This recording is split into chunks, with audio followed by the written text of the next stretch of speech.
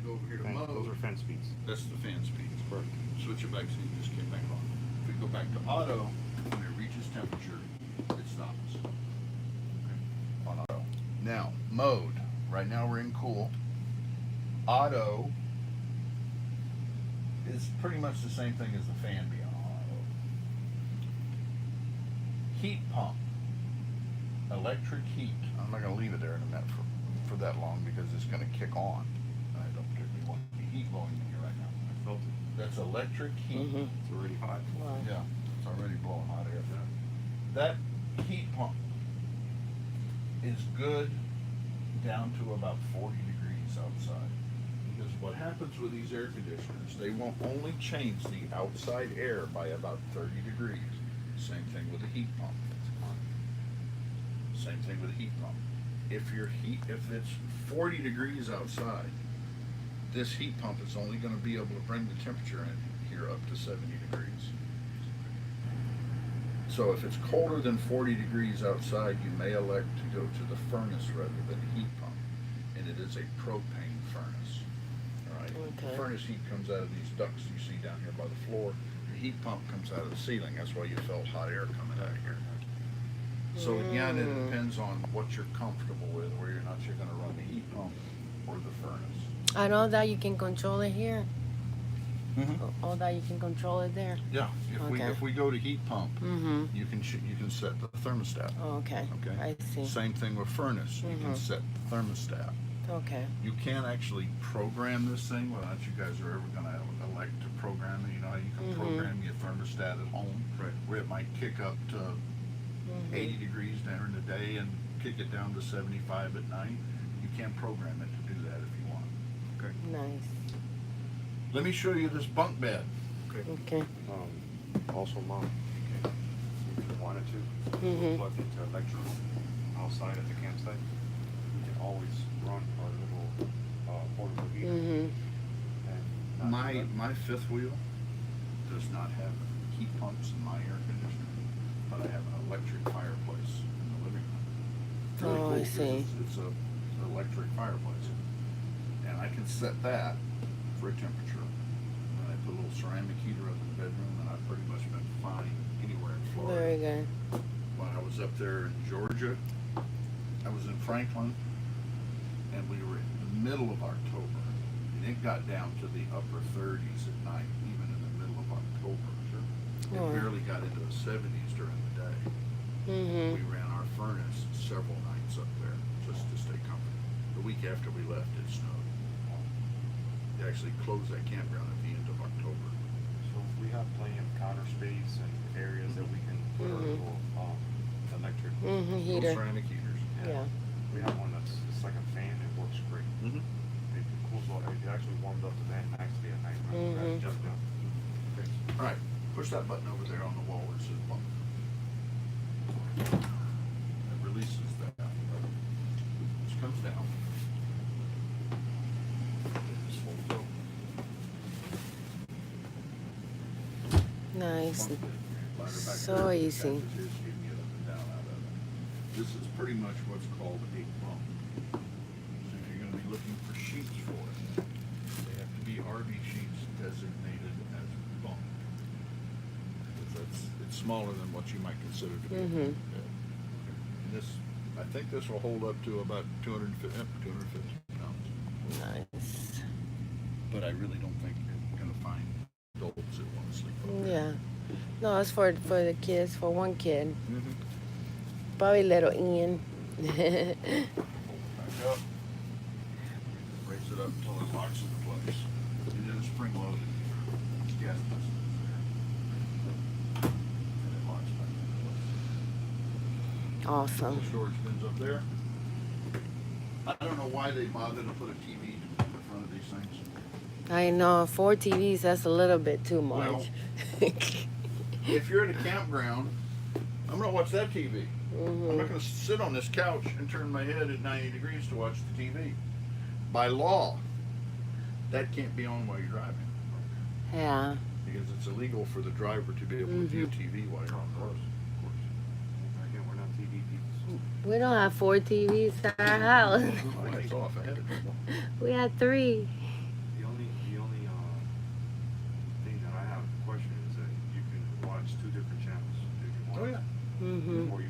all Now, TVs if you're will on be programmed satellite, the same way. if you're on satellite, They're talking about a new operation by the Tennessee Highway Patrol. all the TVs have to watch the same channel. On satellite, yes. Mm-hmm. Also, something I didn't speak about before, these little dome dishes, whether it's DirecTV or Dish Network, both of those broadcast from 3 different satellites, what they call a satellite slot. These dome dishes can only lock on to one slot at a time. Dish Network broadcasts on a 110, a 119, and a 129. If you're currently watching a channel, 129 I think are all the HD channels. If you're currently watching a channel that's, let's say, on the 110 slot, and now you change channels to 129, there's about a 15-second delay while the dish moves and acquires the other satellite. The only way around that is to mount one of the big travelers up on the roof. It's that big ugly dish that unfolds and turns. That's the only way to get around that. DirecTV, none of the dome dishes will get HD. Dish Network, they will. So if you want me to, I would tell Yeah. them to have the technicians to change these dip switches. Yeah, definitely. Yeah, because it's. Because we have Dish. No, Yeah. I didn't mark it.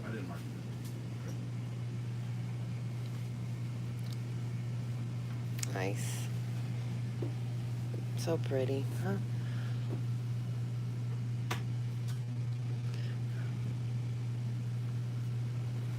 All right. Now let's look at all this stuff up here. This is your leveling jack system. We are going to level it, run it through a whole leveling system, but it'll be one of the 2 last things we do. Okay. Leveling the jacks, the whole leveling sequence, put them down, put them back up, and starting the generator will be the 2 last things we do. Okay. All right? So that's the control panel for the Are leveling the system. jacks out right now? No, they're Okay. not. They're not. Now, we got a switch right here that says battery boost. Yes.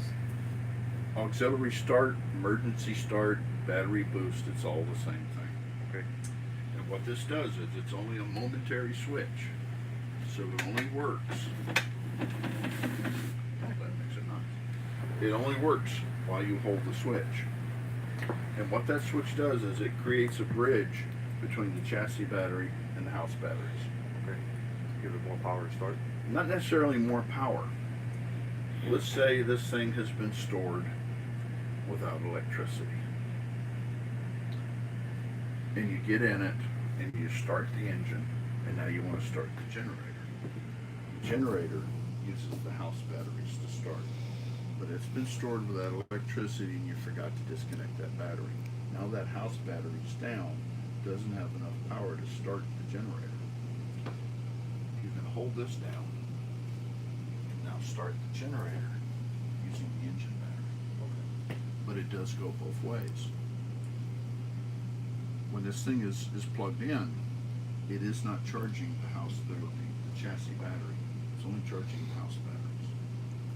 So this thing's been stored for a while, and you go to get in it, and you go to start the engine, and the engine battery's Basically down. bridging Mhm. both together. I Yes. understand that. So basically, whether one works or the other, whichever one is down, Mhm. it's The creating. power flows in the direction of the higher charge to the lower charge. Correct. Okay. So your chassis battery's down. You can hold this down, start the engine using the house batteries. Then the alternator comes into play and it charges your engine battery back up. We also have a switch here to start and stop the generator. It does not tell you on this switch, but it does tell you on the switch on the generator, because there is a start and stop button on the generator. Outside it tells you to press the stop button down until it blinks. That primes it. Right. Then you start it. I'm familiar with that. We have generators, onboard generators like Mhm. that. So you have to basically prime it and then start. We do have overhead fans up underneath here. It won't come on now because they have a key off. Down is low, center is off, up is high. Oh, that's nice. They're hidden, right? No, right here. Sorry. They're on up there now. I hear. They're up under there. Oh. was just looking at it, but I don't see it. I was just curious. Now they're off. There's low. Oh, There's off. these in here? It says overhead fans. That's your defroster there. Which is here. They might be on the other side. What I hear is this. Hold on.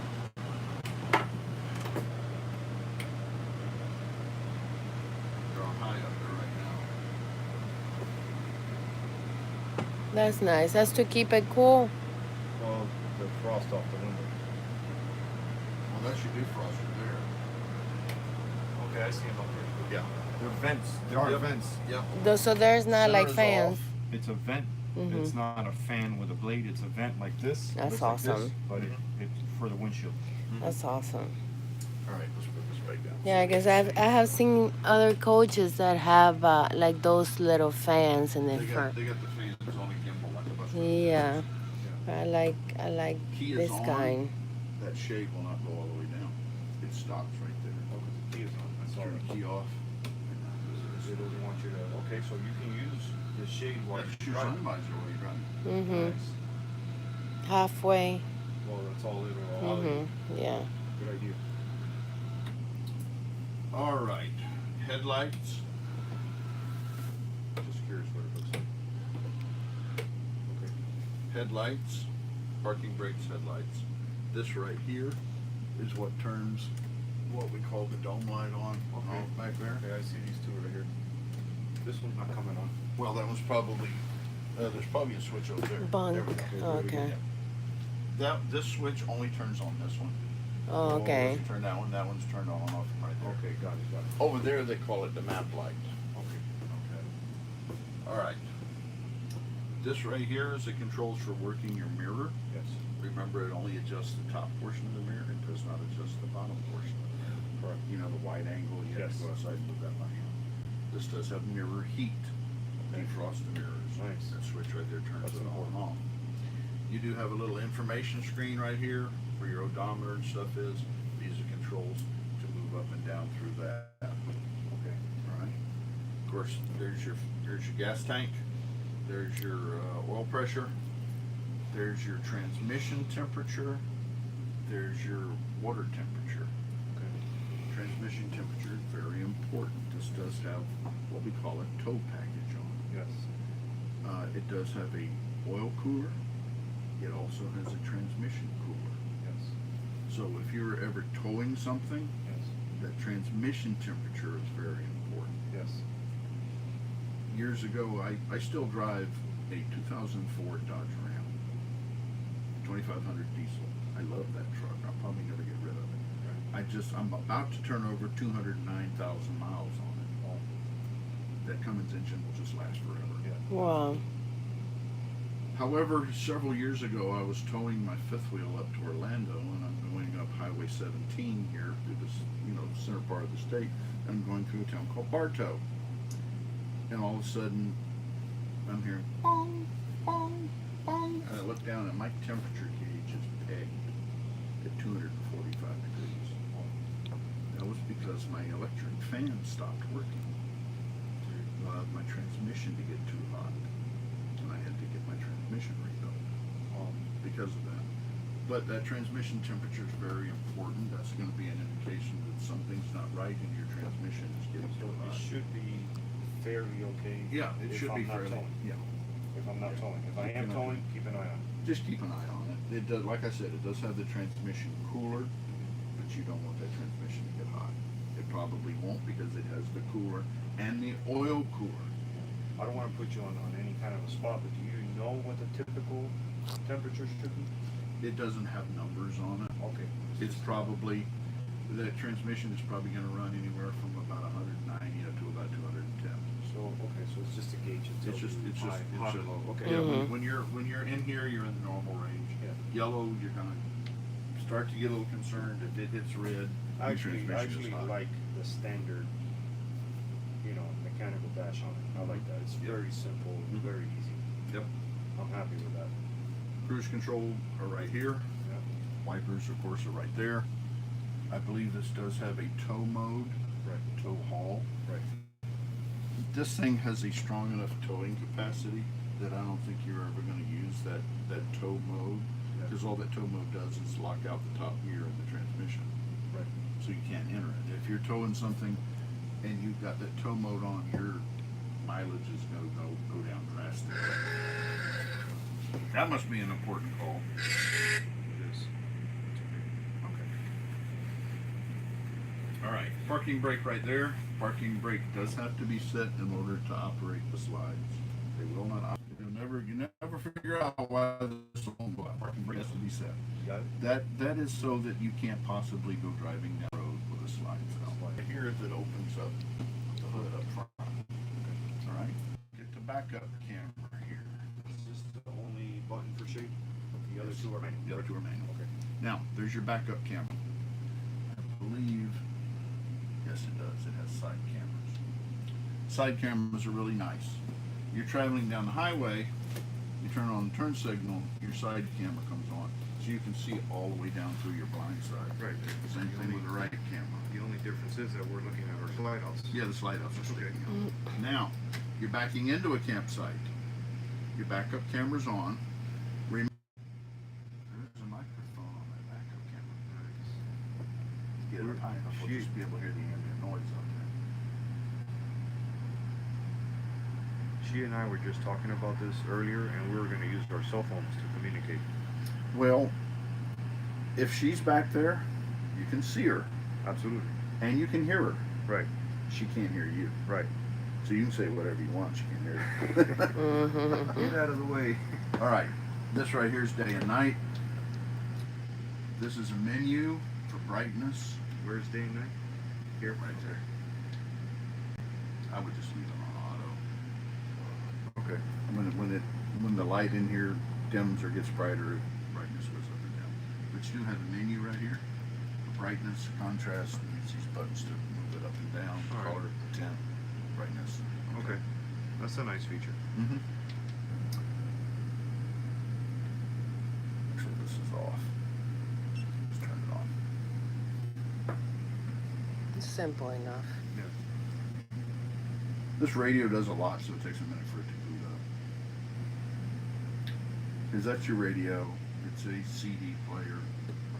It is your navigation. That's a slot right here for Yes, CD. slot for CDs. There's your radio. I don't know why they bother to put a DVD player in it, because you can't watch anything. This. Yeah, it's hooked up to that. USB, because there is a USB port in here in case you want to hook anything USB into it. It does have a Sirius XM receiver in it. Just wondering how this opens. It opens up.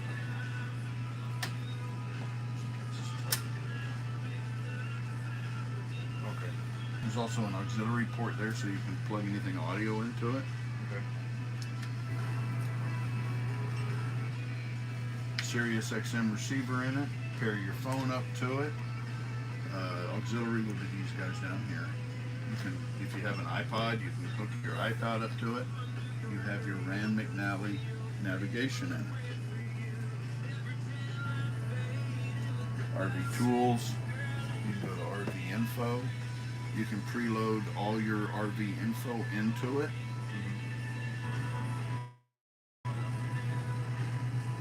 So that it knows, and these are just an estimate. I don't think this thing's 40 feet. 12.6 sounds about right. 20,000 pounds is about right. The width is right. Number of axles is right. But I don't think it's 40 feet. It's probably about 36. But you can change that. But what that means, once you've done this, now when you plan a route, It knows. it knows.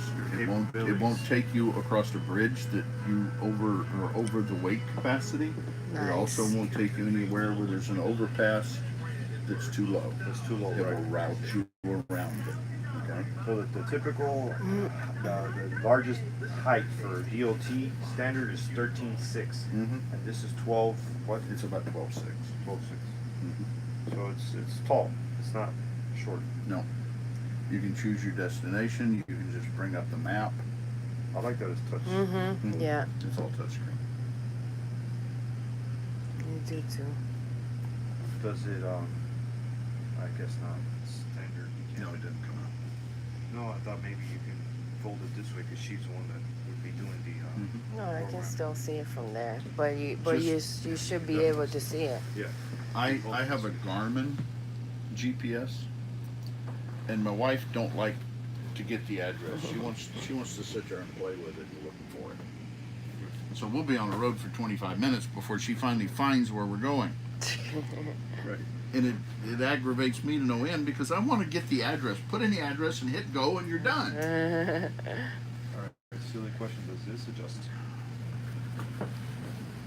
No. So if I'm reclined all the way back, like I am now, does this calm down? I don't think these do.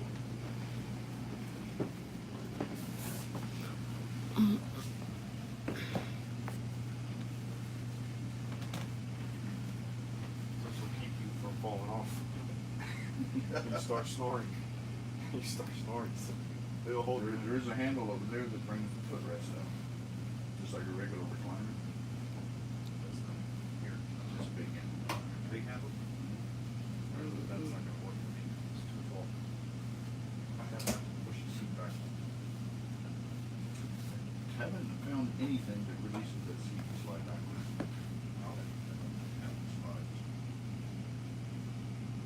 Actually, there are two handles here. Grab the back one. Move that back one. It's back as far as it'll go.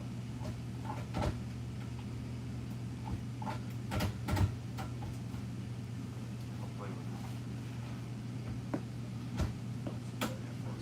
This one. That one releases it so the seat swivels. Oh, I know. Mhm. I understand. I understand. So here's what's gonna happen.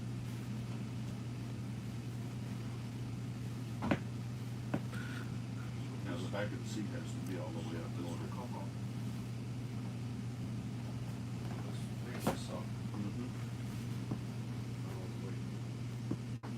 You might even have to put it up all the way to swivel it. Swivel it.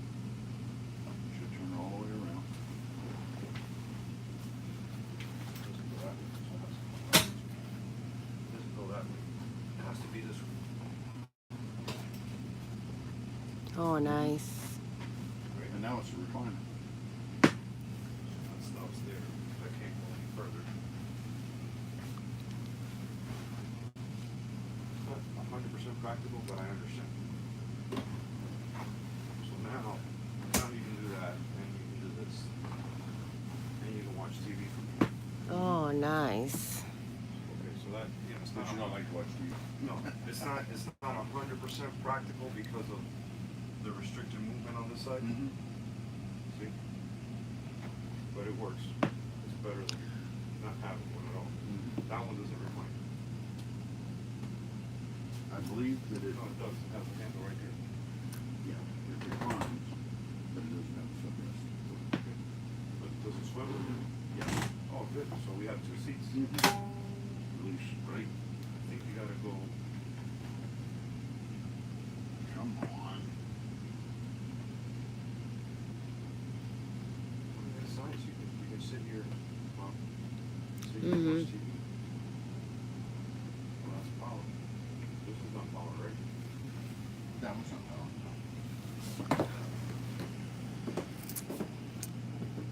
I need to adjust the cable on this because I can't get it released, so we'll put it on my list. But it does pivot? Oh, yeah. Okay. That's the handle right there.